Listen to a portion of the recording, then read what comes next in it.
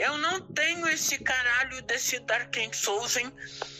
Não tem Dark Souls. Eu não jogo Dark Souls. Não jogo Overwatch. Não jogo Fortnite. E daí, seu otário? Vai tomar no meio do teu cu. Fala, meus heróis mundiais, tudo beleza? Depois de 3 anos sem postar, do nada assim eu decidi voltar. Do nada, né, rapaziada? Mas fazer o quê? Deu vontade. Eu tô ligado que o último vídeo que eu fiz foi de Lisa e não de Dark Souls, mas eu pretendo terminar esse iceberg ainda algum dia, e eu espero que seja o próximo. Enfim, indo pro que importa, né? Dark Souls 1 é um jogo muito foda, que mesmo sendo lançado 10 anos atrás, ainda consegue ser melhor do que muito jogo atual, e que, por sua vez, assim, criou todo um gênero revolucionário. Pela primeira vez que eu joguei Dark Souls, eu assim senti que eu estava jogando um jogo diferente de tudo que eu já joguei, porque ele mistura muita coisa, né? Parece que eu estava jogando um God of War com Final Fantasy clássico, enfim, foi uma experiência muito foda. Rapaziada, pra fazer esse iceberg eu tive que juntar muita informação, tive que juntar muito vídeo gringo, tive que procurar nos Reddit lá com os gordão do Reddit, os carai e tal. Foi um vídeo muito difícil de se fazer, mas foi muito legal, rapaziada. Enfim, pessoal, vamos pro iceberg, deixa o like, se inscreve e vamos lá, rapaziada, vamos lá que esse iceberg tá foda.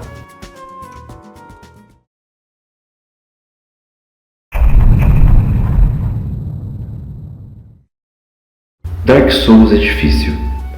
Pô, isso daqui é chovendo molhado. É que nem falar que mulher de cabelo curto e piercing no septo vai te iludir. É uma afirmação universal, todo mundo sabe. Mas eu acho que as pessoas tendem a exagerar isso um pouco.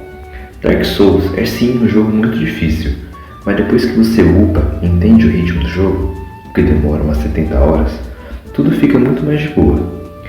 O engraçado é quando você dorme e no outro dia simplesmente mata o chefe que você estava empacado durante horas na maior facilidade.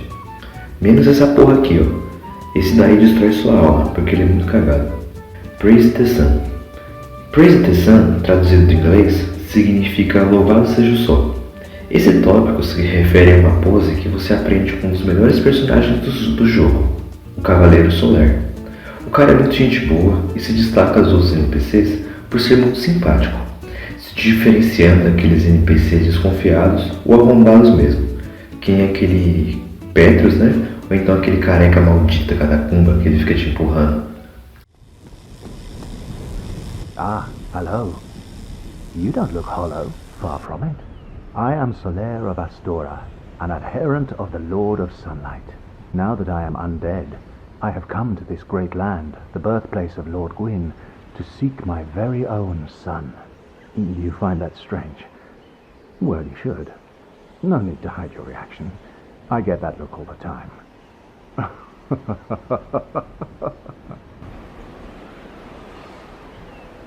Oh, aha. So I didn't scare you. I have a proposition, if you have a moment. The way I see it, our fates appear to be intertwined. In a land brimming with hollows, could that really be mere chance? So what do you say? Why not help one another on this lonely journey? This pleases me greatly. Well then, take this. We are amidst strange beings in a strange land. The flow of time itself is convoluted, with heroes centuries old phasing in and out. The very fabric wavers, and relations shift and obscure. There's no telling how much longer your world and mine will remain in contact. But use this to summon one another as spirits, cross the gaps between the worlds, and engage in jolly cooperation. Of course, we are not the only ones engaged in this, but I am a warrior of the sun.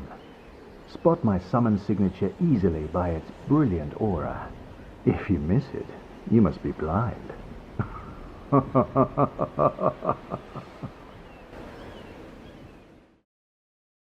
Solar tem uma armadura de cota de malha com o sol estampado em seu peito. E no seu primeiro diálogo, afirma para o protagonista que saiu de sua terra natal em busca de seu próprio sol. Sinto isso uma metáfora muito interessante sobre esperança e perseverança. Acabou rimando, mas não foi intencional. Isso tudo já diz muita coisa por si só, porque enquanto geral se matava e literalmente perdia sua humanidade, se tornando morto-vivo, Sonar mais do que qualquer um se manteve firme e ajudou o escolhido a salvar o mundo. Praise the Sun, no geral, é um símbolo conhecido entre os jogadores de Dark Souls como uma manifestação de parceria, alegria e vitória sobre as dificuldades do jogo. Moonlight Greatsword. Essa espada é comumente usada em personagens magos ou para aqueles que uparam muito o atributo de inteligência. Essa arma só pode ser adquirida se você cortar uma das caudas do dragão Sif, que por sinal é um boss muito chato, que te mata muito fácil se você não prestar atenção nos seus ataques de maldição. A Moonlight Greatsword não dá muito dano físico, mas dá quase 200 de ataque mágico, fazendo dela uma arma bem poderosa e sendo usada por muitos players. Música tema do Gwyn. Gwyn é o último boss do jogo, sendo um dos personagens mais marcantes de toda a franquia, por sua história complexa e decisões morais complicadas, para dizer o mínimo, né? Gwyn foi o responsável por acender a primeira chama e a derrotar os dragões e os monstros que dominavam o mundo, com a ajuda de Sif, o dragão traidor que se tornou seu aliado, sem contar com a ajuda dos outros lords, que também lhe ajudaram a conquistar a primeira chama. A conquista da primeira chama foi muito importante, pois antes dela o mundo de Dark Souls era dominado pela escuridão e por criaturas ameaçadoras. Gwyn se tornou o Deus Supremo e construiu a Cidade dos Deuses, Anor Londo, sendo um dos lugares mais fodas do jogo e que se manteve preservada até mesmo com todas as merdas que aconteceram na história do jogo. Mas o maior problema foi que a chama acendida começou a se extinguir depois de alguns anos, o que despertou um grande temor por parte de Gwyn, que se aterrorizou com o pensamento de que o mundo poderia cair em escuridão novamente. Para reacender a chama, Gwyn teve que se sacrificar no fogo, tornando-se assim o Senhor das Cinzas, mas não sem antes ter de sacrificar os seus cavaleiros, que foram juntos com ele. Seus cavaleiros foram juntos com ele para reacender a chama, mas em meio a todas as chamas e o caos, eles se tornaram literalmente uma montanha de cinzas. Se Gwyn é um herói ou um vilão, isso depende muito do seu julgamento, pois por mais que ele tenha salvado o mundo e os deuses, ele escravizou os humanos com a marca dos mortos-vivos, a Darkseid, pois tinha medo que eles tomassem seu lugar. Enfim, diante de toda essa explicação, a música tema do Gwyn é tocada somente nas teclas brancas do piano, para simbolizar o medo que o personagem tem da escuridão. O que mais me marcou nessa luta é que a música não é um tema glorioso ou épico, como seria de se esperar, mas parece mais uma música de despedida e derrota. É como se você estivesse matando uma versão mais velha e corrompida de alguém que já foi muito admirável. Enfim, é uma luta muito difícil e vai tomar no cu pra quem fala que é uma luta fácil, porque não é. Berserk. Berserk é uma série muito boa, uma série de mangás, né? E que, puta que pariu, não sei o que tá acontecendo, mas tá todo mundo aparecendo com aquela tatuagem de estigma do nada. Parece que é de fábrica, né? Mas enfim. Berserk é uma série de mangás publicadas pelo falecido Kentaro Miura, né? Que Deus o tenha, ele era um cara muito legal. E que está sendo publicada até os dias de hoje. Berserk se parece demais com Dark Souls, seja pelas armas, armaduras, temas e monstros. O mesmo vale para Elden Ring, Sekiro e Bloodborne, que são da mesma produtora e acabam usando Berserk como inspiração da mesma forma.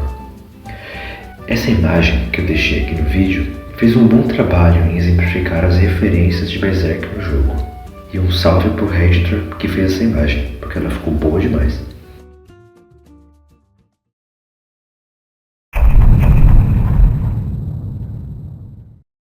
Armas amaldiçoadas causam dano a fantasmas. Nas ruínas de Nova Londo, que ficam logo embaixo do santuário Firelink, temos as ruínas de Nova Londo. Nas ruínas existem um monte de fantasmas que são chatos pra caralho. Eles não tomam dano pelas espadas ou outras armas que você use, a não ser que o item Transcient Curse esteja em uso. Aliás, só lembrando que o item Transcient Curse é literalmente a mão de um cadáver decepado, que por sua vez tem o poder de amaldiçoar quem estiver usando, e assim poder entrar em contato com os fantasmas, que também estão amaldiçoados, o que por si só já é uma puta bizarrice. Mas enfim, apesar de todos esses detalhes, existem algumas armas que são amaldiçoadas e que podem dar dano aos fantasmas sem precisar usar a Transcient Curse.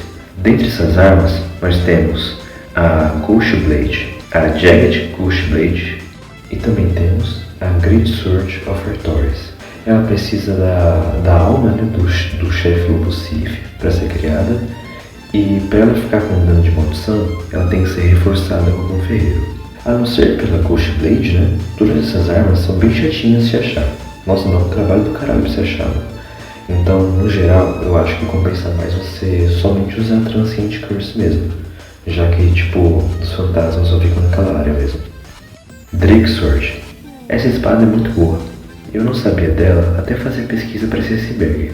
O lado bom dela é que você já pode conseguir ela bem no comecinho do jogo, no Burgo dos Mortos-Vivos.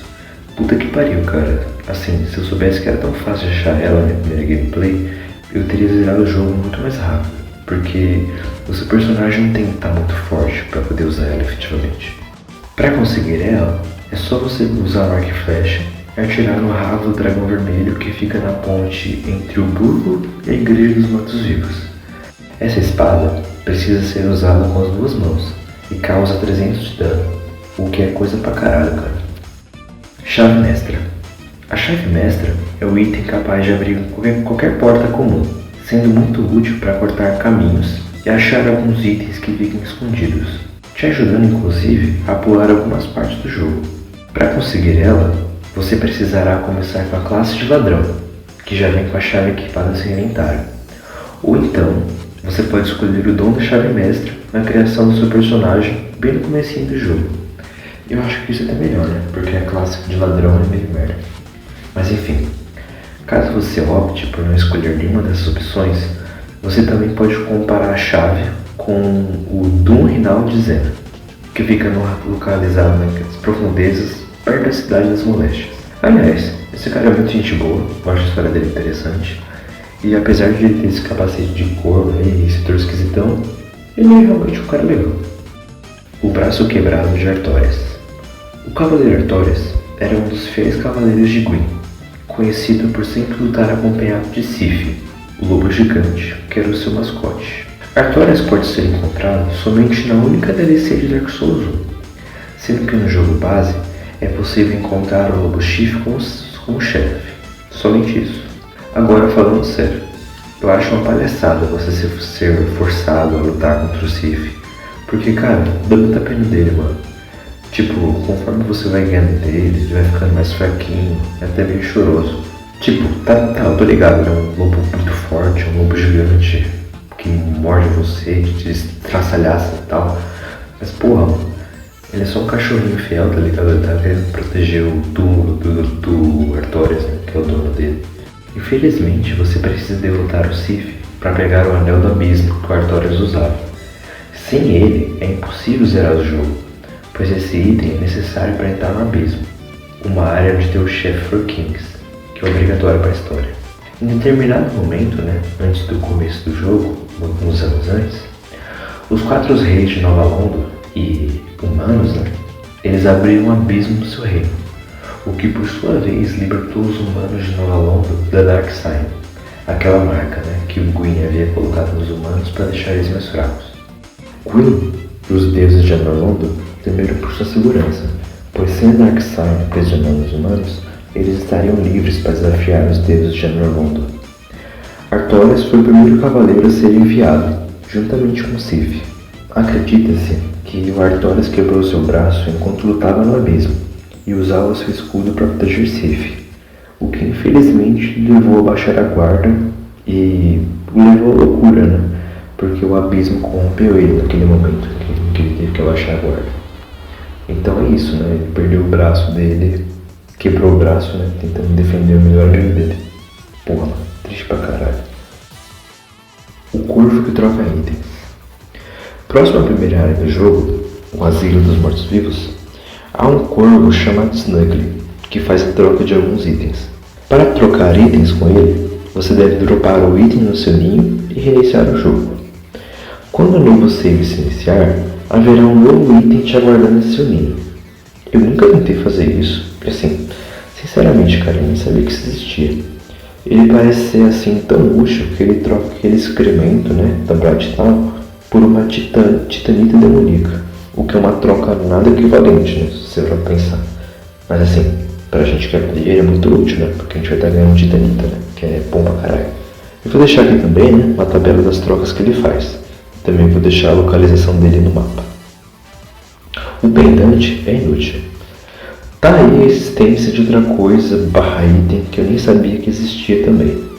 Se você realizar algumas trocas com o Snuggler, ele pode te dar um simples pendante.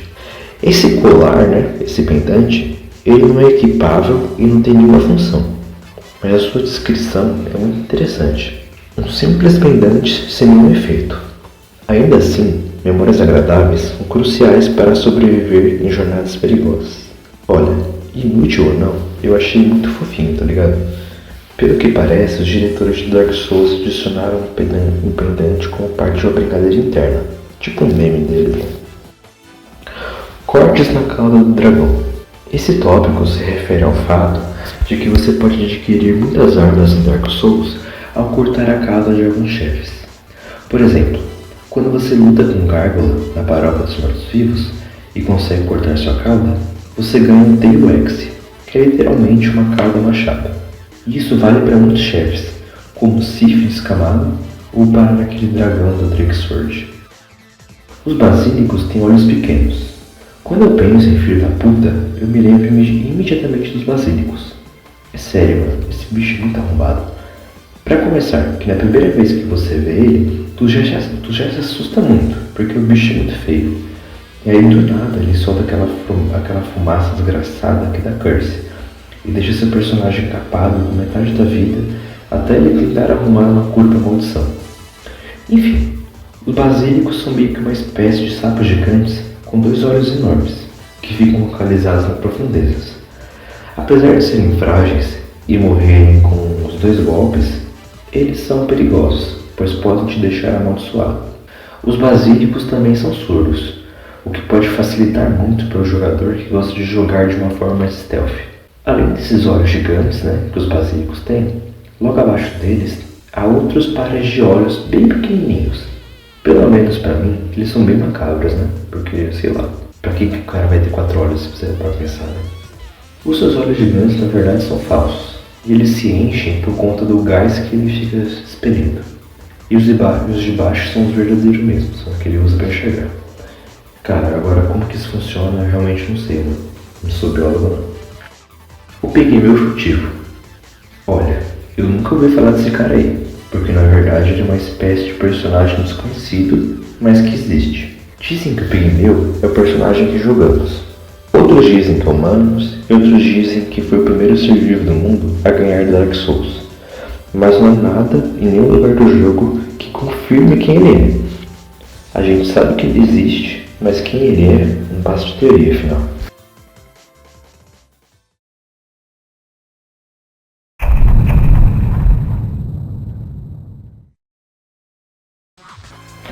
Frampt come excremento. Frampt é uma espécie de cobra gigante que fica no santuário Firelink e que quer retornar para a Era da Escuridão. O Frampt, na gameplay, serve para trocar alguns itens por almas, e no geral, ele acaba trocando poucas almas pela maioria dos itens. Mas por algum motivo, que eu não vou saber dizer, o item excremento ele troca por 200 almas, gerando assim o meme/teoria de que o Frampt come merda. Vou deixar aqui a tabela de trocas dele, e na real, eu acho que isso novamente foi uma piada dos desenvolvedores. O Anel da Lua Negra. Esse anel é muito útil para qualquer jogador que usa algum tipo de magia, pois ao usar ele, o player adquire um espaço extra de magia em seu inventário. Existem 2 anéis desse tipo, mas você pode somente equipar um de cada.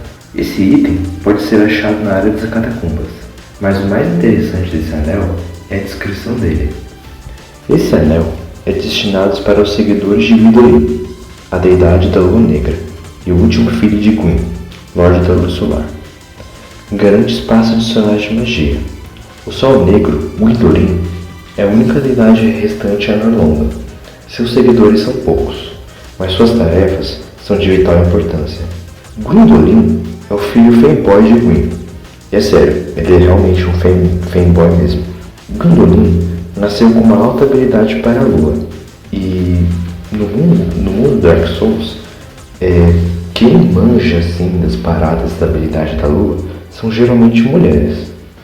Ou seja, né, são características femininas, fazendo assim com que o seu pai, Gwyn, o criasse como uma mulher. Gwyndolin pode ser encontrado como chefe opcional em Norlonda. E assim, ele não é nada bonzinho, porque ele aprisionou os humanos, né, quando seu pai estava tentando reacender a primeira chama. E eu vou deixar aqui uma lista dos crimes de guerra que ele cometeu. A questline do Oscar foi cortada. Oscar é um personagem muito importante, que conhecemos logo na primeira área do jogo, o Asilo dos Mortos-Vivos. Oscar veio de Astora, assim que se tornou um morto-vivo, com o objetivo de ajudar na profecia do morto-vivo escolhido. É por meio dele que nós conseguimos o Estus Flask, que é o item que mais usamos durante o jogo todo. Oscar acaba morrendo, e quando retornamos para o asilo, nos deparamos com sua versão Hollow, que acaba tentando matar o jogador. Oh, You're no Hollow. Thank goodness. I'm done for, I'm afraid. I'll die soon, then lose my sanity. I wish to ask something of you. You and I were both undead. Hear me out, will you? Regrettably, I have failed in my mission, but perhaps you can keep the torch lit. There is an old saying in my family, "Thou who art undead art chosen, and thine exodus from the undead asylum maketh pilgrimage to the land of ancient lords. When thou ringeth the bell of awakening, the fate of the undead thou shalt know." Well, now you know, and I can die with hope in my heart. Oh, one more thing. Here, take this. An Estus flask, an undead favorite. Oh, and this. Now I must bid farewell. I would hate to harm you after death. So go now, and thank you.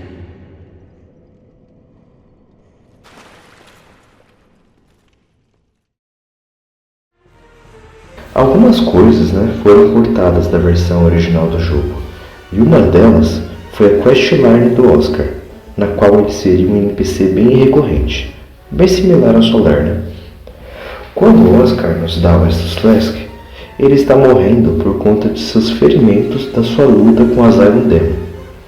Na versão cortada do jogo, ele teria sobrevivido a essa batalha e apareceria em diversos lugares durante a gameplay. Ele teria uma luta no Jardim da Raiz Negra contra alguns bandidos, e ele também teria outras aparições durante o jogo. Mas o principal corte na história foi na batalha contra o Gwyn, pois Oscar iria lutar contra o player antes da luta final contra o rei. Aparentemente, Oscar teria ficado com inveja do protagonista, por ele ser escolhido e não ele. Olha, eu não faço ideia do porquê que eles cortaram isso do jogo. Talvez seja porque, sei lá, o protagonista iria ficar com poucos NPCs amigáveis? Sei lá, acho que é o único motivo que eu consigo imaginar. O atalho do Burgo dos Mortos-Vivos. Olha, dessa eu nem sabia também. Mas no Burgo dos Mortos-Vivos, uma das primeiras áreas do jogo, em uma determinada área, perto da porta, você pode pular direto das profundezas onde tem um Cabraderm. Olha, eu vou só deixar na gameplay que ela já explica tudo por si só, muito mais fácil.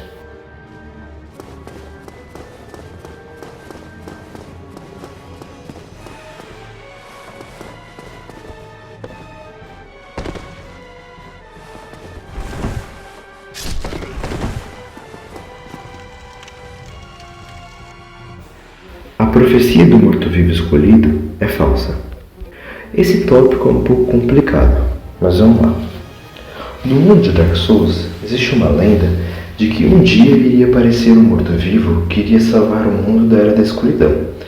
E esse morto-vivo é o nosso personagem. O tópico diz que essa profecia é falsa, pois os deuses como Gwyndolin e Framt querem que a chama seja acesa, para que Gwyn morra, que ele abandone a primeira chama, e os deuses continuem existindo, porque quando a chama foi acesa, o mundo não iria cair em escuridão novamente. A profecia conta uma meia verdade, pois sim, né? Vai ter um morto-vivo que vai reacender a primeira chama, mas pelos motivos errados, né? Por assim dizer. Porque no final quem vai ser beneficiado vai ser os deuses, não os humanos. Porque os humanos vão continuar na merda, né? E morrendo lá, enquanto os deuses vão continuar sendo os deuses. Manos, o pigmeu furtivo. Esse tópico diz que Manos que é o pigmeu furtivo, porque ele foi o primeiro humano a nascer no mundo da escuridão e a ter o Dark Souls. Manos é referido no jogo, né, como o humano primordial, o que dá muita força para essa teoria. Quando Manos era humano, ele era um mago que possuía uma quantidade muito grande de almas e de humanidade, que eram controladas pelo seu colar anciente. 300 anos depois de sua morte, a serpente primordial Kate influenciou os moradores de Nova London a abrirem seu túmulo, o que lhe fez enlouquecer, né? Porque ele não tinha o seu colar para controlar as Dark Souls. Isso levou a ficar descontrolado e abriu o abismo. E aí foi nesse momento que o Artorias foi lá e perdeu o Sif e tal, a gente já viu. Ratos com humanidade. A humanidade é um dos itens mais importantes de Dark Souls, mas também é um dos mais difíceis de se encontrar. Por algum motivo, os ratos do jogo são um dos únicos inimigos, com exceção dos chefes, que mais drogam a humanidade durante o jogo todo. Inclusive, a área das catacumbas, que é onde há mais ratos, acabou se tornando um lugar onde a maioria dos players vão para farmar a humanidade. Mas mesmo assim, né? Mesmo os ratos sendo a maneira mais rápida de você adquirir a humanidade, isso não significa que a tarefa vai ser fácil, porque cada rato tem a chance de 5% de dropar a humanidade. Mano, é só 5%, cara, então você vai matar rato a rodo e vai se frustrar muito ainda, porque demora pra se achar. O atalho da bunda de dragão. Esse tópico fala sobre um glitch que existe no mundo pintado de arames, no qual você pode atravessar uma certa área do jogo se você cair no dragão. Esse atalho é muito antigo, e eu não sei dizer se isso é verdade ou não, mas ele funciona só na versão antiga do jogo, somente na versão do PS3, né? E na edição Prepare to Die, que é do PC, né? Enfim, eu realmente não encontrei quase nada desse tópico, a não ser pelos posts muito antigos, nos fóruns obscuros aí da internet. Solar pode ser salvo. Eu acredito que a maioria das pessoas não salvou o Solar, porque é muito difícil você descobrir de primeira, né? Como que você pode impedir que ele morra, que ele seja possuído, né? Mas, sim, é possível você salvar ele. Was it all a lie? Have I done this all for nothing? Oh, my dear son. What now? What should I do? My son. My dear, dear son.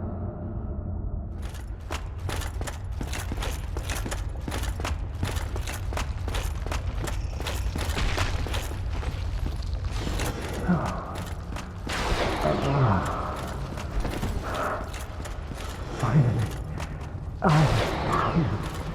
I have my very own son.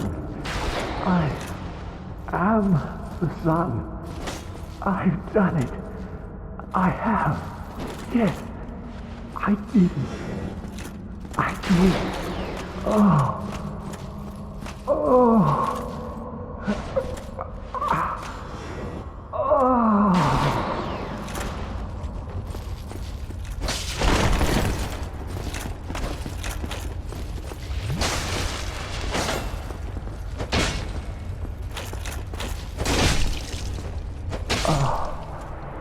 It's over.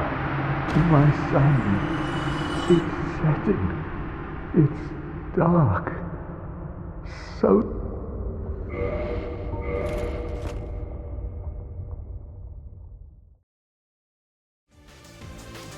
Para salvar ele, vai ser necessário se juntar ao culto das Filhas do Caos e doar 30 humanidades para Kileg.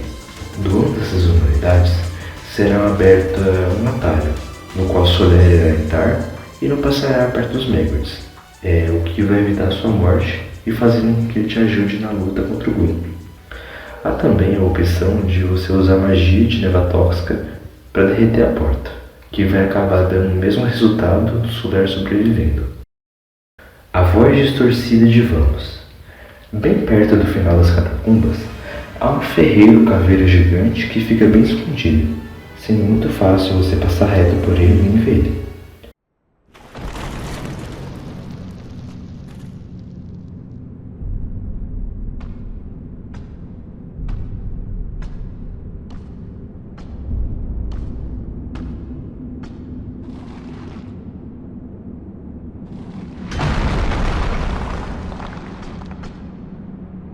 Be gone with you.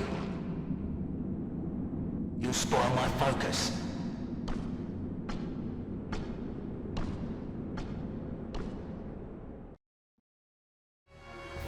O Titio Caveira realmente tem uma voz meio estranha, e muitos jogadores acharam que isso foi um erro dos desenvolvedores, né? Eles terem feito o personagem com essa voz estranha. Cara, mas na verdade isso daí foi um efeito intencional, né? Pra dar um ar mais monstruoso pro personagem e tal. Eu acho o Vamos muito legal, cara. Ele é um personagem assim bem único, né? E de todos os ferreiros eu acho ele mais paia, mas mesmo assim ele é bem legal. Então, rapaziada, acabou esse vídeo aí, ó. A parte 2 vai sair logo em seguida, prometo aí. Dessa vez eu vou postar rapidinho, vocês vão ver. E o próximo iceberg que eu vou fazer vai ser de Lisa. Vocês podem me cobrar. Se não, eu não me chamo Cafofo do Urso. É nóis, rapaziada. Valeu. Até daqui a pouco. Tamo junto. Se inscreva no canal.